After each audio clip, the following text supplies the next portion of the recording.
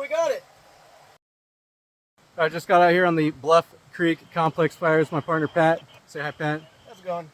We are out in the middle of nowhere, and check out this view. This is going to be our office for the next week or so. But there's not a bar of cell service for miles, so I set up my HF rig. We're going to see if we can get a WinLink email out so I can let my wife know where we're at, that we got here safely. Let's give it a shot.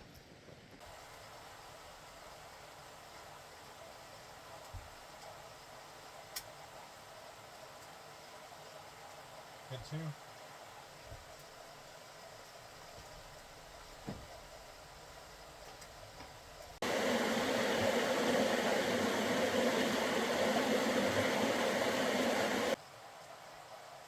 Oh, we got it. Yeah? Yeah. Sweet. It's connecting. That's really cool. 381 miles. No way. That's amazing. This is Yamhill, Oregon. Wow. So I just loaded up an email to my wife saying that we're here. I can't believe it. That antenna's like, what, 3 feet off the ground? Yeah. Just because there's more surface area? Because it's along the... It's on a band that reflects off the atmosphere, so that's how it's able to get out of this canyon. It's going straight up in the air and then bouncing down into Oregon, and it's... I didn't think it would work this well, but that's amazing.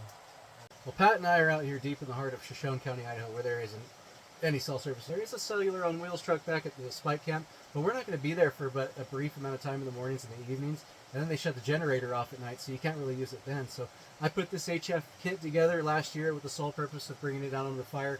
This is the first year I've gotten a chance to use it, and it's working just great. Right now we're connected to Brian in Yamhill County, Oregon. His WinLink gateway is W7OWO, and he's got a really sweet setup. I've been able to hit it just about anywhere I've tested, and with very low power and not even a very good quality antenna either. A little bit about my setup. This is an Evolve 3 Maestro computer. This is a dirty, cheap 12-volt laptop you can get off eBay sometimes for less than $100.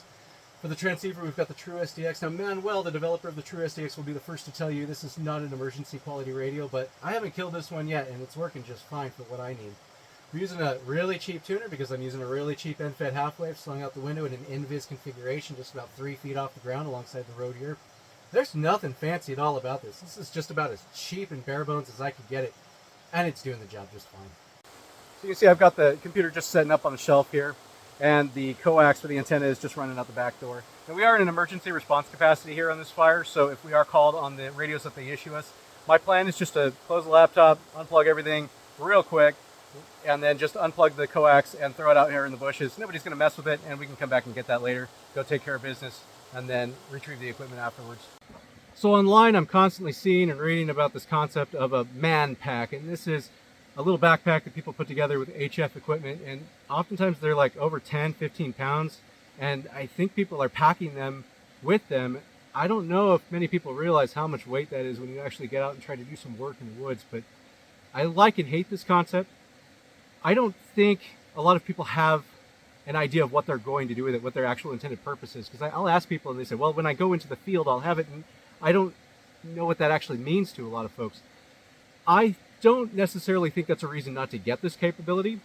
You can buy a hammer without knowing exactly what you're going to hammer, but at some point you do need to decide, are you going to be framing with that hammer?